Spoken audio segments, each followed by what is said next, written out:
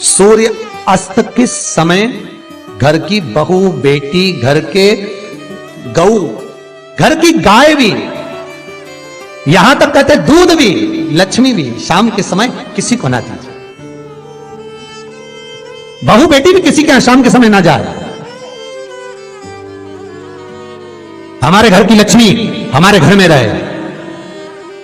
संध्या का समय ऐसा होता है, शाम का समय, कि गाय भी चरकर घर की ओर आ जाती है, गौएं भी अपने ठिकाना पाती हैं, पशु पक्षी। पर एक आज का फैशन ऐसा हो गया राम, ये बेटियां, ये बहुएं अपनी सहेली को फोन लगाकर कहती हैं कितनी बजे चलेगी? 5:30 तक चलते हैं शाम के समय। हाँ ठीक है, शाम के समय घर छोड़कर रुपया खर्च करने के लिए जा रहे हैं। या शास्त्र कह रहा है शाम के समय तो भिक्षुक भी अगर मांगने आए तो ना दिया जाए। दहली पर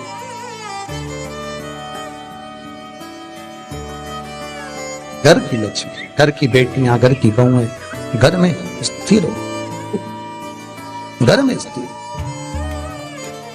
चौखट पर भूल कर भी बैठ जाते हैं, उनके शरीर में बीमारी बनी रहती है। चाहे वो 50 डॉक्टर बदल लें, चाहे वो 50 जगह पर जाकर दिखा लें, चाहे कितनी भी आभूषण, मोती, रतन, माणिक बदल बदल कर पहन लें, तो भी उसके शरीर में कष्ट रहेगा ही। जिस व्यक्ति को बहुत ज्यादा बीमारी रहती हो, शरीर में बहुत कष्ट हो, टेबलेट खा खा कर जिंदगी निकल रही हो, बीमारी डॉक्टर का पीछे ही नहीं छूट रहा हो, तो शिव महापुराण, विष्णु पुराण और स्कंद पुराण में जो पुरुषोत्तम कथाओं का वर्णन किया गया है, एक आटे का दिया, उसमें 4 बत्ती,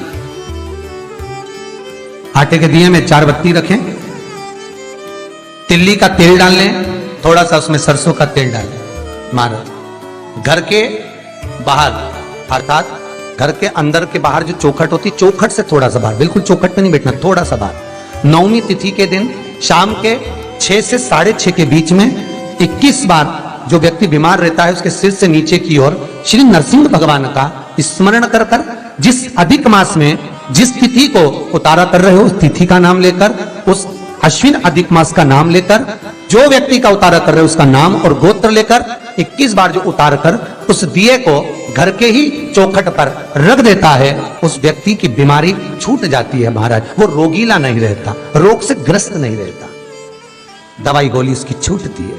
कभी ये डॉक्टर को दिखा लो, कभी वो डॉक्टर को दिखा लो, कभी यहां दिखाओ, कभी वहां दिखाओ, उससे छुटकारा मिलता है। 9वीं तिथि चाहे शुक्ल पक्ष की हो चाहे कृष्ण पक्ष की हो, की रात्रि के 12 बजे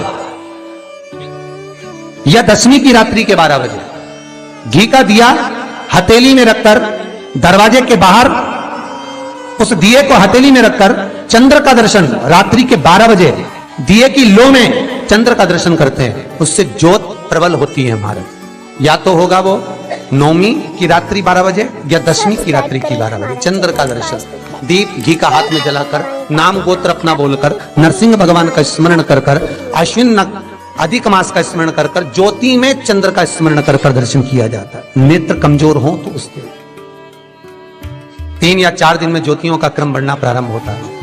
वैसे तो 15 दिन का लिखा है, पर शिव महापुराण कहती है 3-4 दिन का क्रम बहुत बढ़ता जाता है। प्रबलता की हिंदू धर्म में शास्त्र प्रमाणित कहता है महाराज, तुलसी का दल, बेलपत्र, दुर्वा, शमी का पत्र अगर नख से तोड़ दिया जाए तो भगवान को समर्पित नहीं हो। शिव महापुराण तो यहां तक कहती है कि कोई से भी महीने में, कोई सी भी घड़ी में, कोई से भी पल में अगर आपने नख से कोई सामग्री तोड़कर भगवान को समर्पित करी है, भगवान उसको स्वीकार नहीं करता, स्वीकार नहीं करेगा। कईयों की आदत रहती है तुलसी का दल भी तोड़ेंगे तो नख से तोड़ देंगे, डंडी नख से तोड़ देंगे, बेलपत्री की डंडी नख से तोड़ देंगे, नहीं स्वीकार। दुख है, तकलीफ है, नौकरी नहीं लग रही, सर्विस नहीं लग रही, व्यापार नहीं चल रहा, पैसा नहीं आ रहा, मानसिक टेंशन बना हुआ, कुछ हो ही नहीं रहा, तो क्यों भटक रहे हो? वहां गए, उनसे पूछ लिया अंगूठी बता दो कौन सी पहन ले, वो वाली अंगूठी पहन लो, ये वाला नथ पहना, वो पहन लिया, पुखराज पहन लिया, मोती पहन लिया, नीलम पहन लिया, पन्ना पहन लिया, गौमेद पहन लिया, सब कुछ पहना। अब एक बार सब कुछ पहन लिया, सारे तरह के कपड़े बदल लिए, सारे बाबा जोगी बदल लिए, सारे देवता बदल लिए, घर की डिजाइन बदल ली, बाथरूम इधर का इधर बना दिया, सीढ़ी तोड़कर इधर लगा दी, पानी का टैंक उधर बना लिया, सारी दुनिया में घूम आए, उसके बाद भी सुख नहीं मिला, तो एक बार शिवरात्रि का भी उपाय कर देखना। शायद मुझे उम्मीद है जिंदगी भर तो दुख झेलोगे नहीं, सुख इतना झेलोगे, सुख का अनुभव इतना होगा कि दुख कहां गया मालूम ही नहीं पड़ेगा। ये मुझे उम्मीद है, मेरे विश्वनाथ की कृपा अगर हो गई, बस उसका अनुमोदन करो, उसका स्मरण।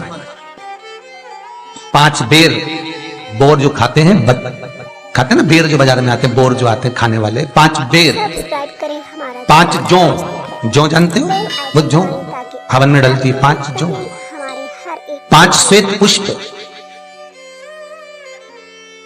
5 कमलगट्टे, 5 काली मिर्च,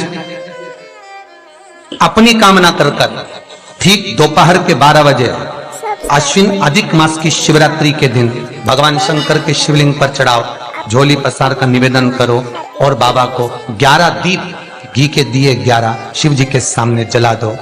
वापिस आओ, शाम के समय जाकर एक चौमुखी दिया भगवान शंकर के मंदिर के सामने चौखट के बिल्कुल बीचों बीच सम्मुख में जलाकर आ जाइए। जिंदगी में कभी दुख नहीं मिलेगा, ये विश्वास रखना, शिव पूर्ण देगा, कभी खजाने में कमी नहीं आ सकती, भंडार वो भरेगा।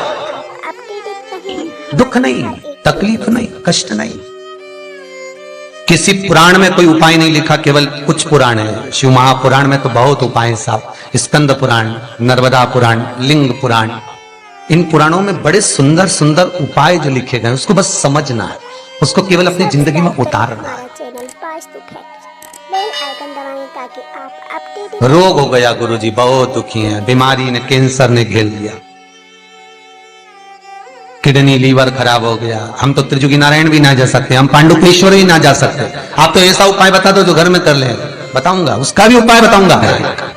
कैंसर, किडनी, लीवर, क्या अकाल मृत्यु वो मरे जो काम करे चंडाल का, काल उसका क्या बिगाड़े जो भक्त हो महाकाल का। क्या करेगा काल भी।